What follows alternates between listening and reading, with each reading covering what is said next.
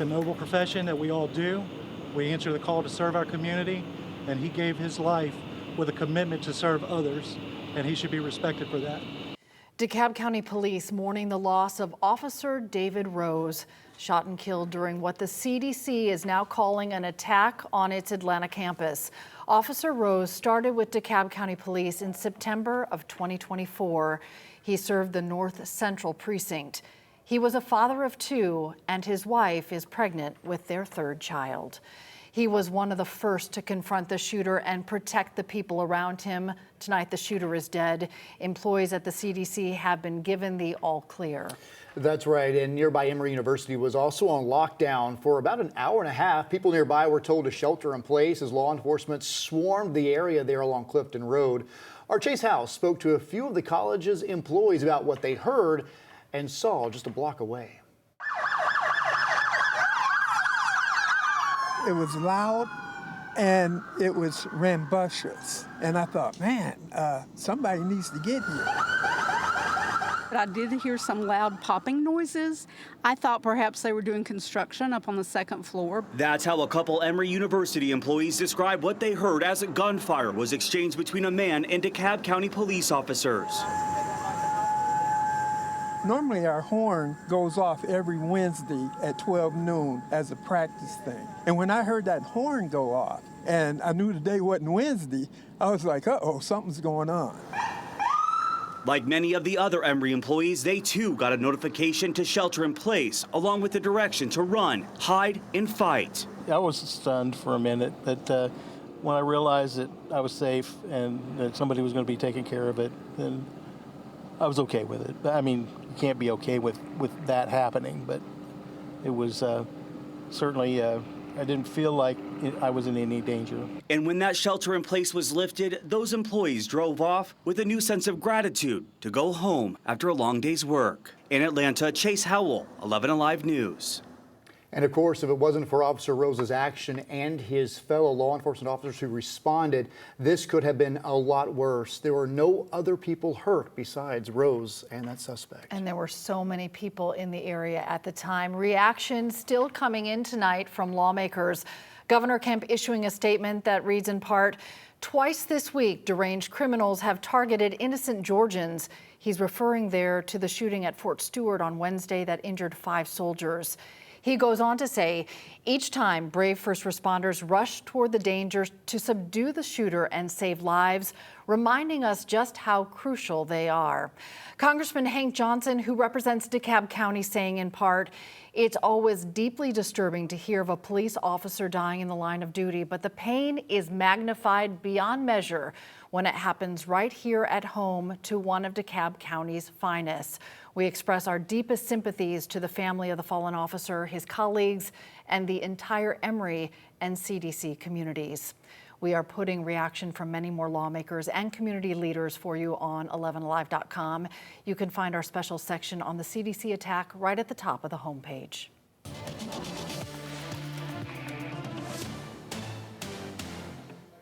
We're doing a check-in with Chief Meteorologist Chris Holcomb, and it's not too bad of a night out there, all in all. It is a pretty nice night. We have rather mild temperatures, but it's not hot. It's not too muggy out there. And we've been seeing these temperatures that have been staying just below the average for the past week, and that trend is going to continue. We're also dry out there right now, where we have just a few clouds that are over our area. We had a few showers up in far north Georgia. This is a 6-hour loop, and you can see how those showers were moving over toward the west, and then they fell apart. So we don't expect anything else to happen overnight tonight. We just have a few of those clouds that are mixing in with the stars and the moon, and not much going on to the south of us out there either. There are a few more showers, though, coming in along the Georgia coast. We've got this easterly flow picking up a little bit more Atlantic moisture, bringing that into the coastal region. And then once we go through the next few days, we're going to see more of this Atlantic moisture moving in, especially for the second half of the weekend and beginning of next week.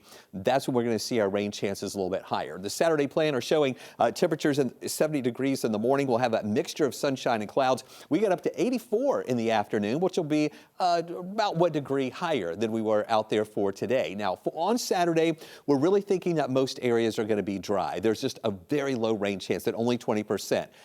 And again, I think most of us will stay dry. If you do see a shower, though, it would generally be between 3 and 7 o'clock. You don't really need an umbrella, just have one just in case you get hit by one of those isolated showers. But the other thing you need, your sunglasses, because yeah, we'll see some sunshine breaking through those clouds at times. You can see that easterly flow here. In the morning, it's going to be dry. Lunchtime, partly cloudy skies. And then in the afternoon, not seeing much green showing up here, just that 20% chance for an isolated shower.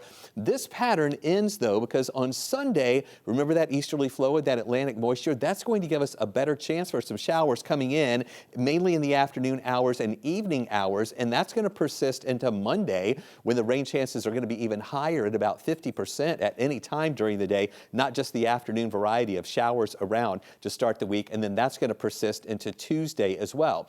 This week we've been telling you about a system that's off of the coast of the southeast here that had a low risk of developing into a tropical system. Well, now the National Hurricane Center is saying that this system now has a 0% chance of developing, but there are a couple of other systems that we're watching out in the Atlantic. One in the central Atlantic, we've been keeping an eye on that. Look at the orange X here. As this travels up into this area, this is when we think that this is going to have about a 40% chance of developing, but the important thing with this is that is going to be curving away from the United States. The other one that we've been hinting at over the past few days, because the models were showing this, is a system coming up off the coast of Africa, and this is way out there. Right now it's only a 20% chance of developing, but this is one that we need to watch because our models are showing it potentially making it closer to the United States, but even that would be in a week and a half to 2 weeks away. So there's that low rain chance Saturday, going up Sunday, even more Monday and Tuesday with temperatures in the mid-80s, back to a 30% chance for showers by Thursday as we get up to 89, then lower 90s by Friday.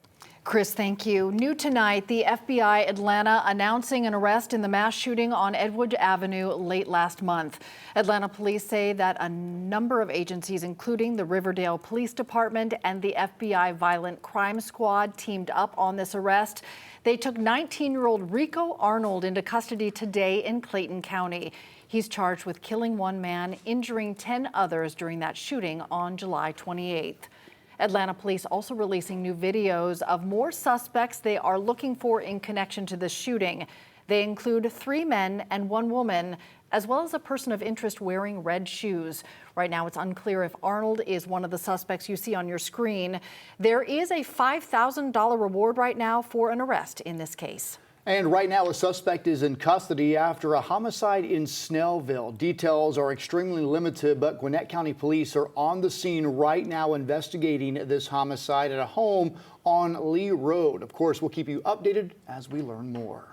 Tonight, a Floyd County man faces charges for threatening to assassinate President Trump. The Department of Justice arrested 29-year-old Jawan Porter today. He faces federal charges. Authorities say last month, Porter joined a TikTok live stream where he allegedly made threats in the comments. They say he also threatened federal agents coming to his door. During a search of his apartment, Secret Service agents and police found pipes, ammunition, and an explosive. Police say Porter has prior convictions for terroristic threats and is currently on probation. A hearing is set for next week. 11 Alive News at 11. We'll be right back.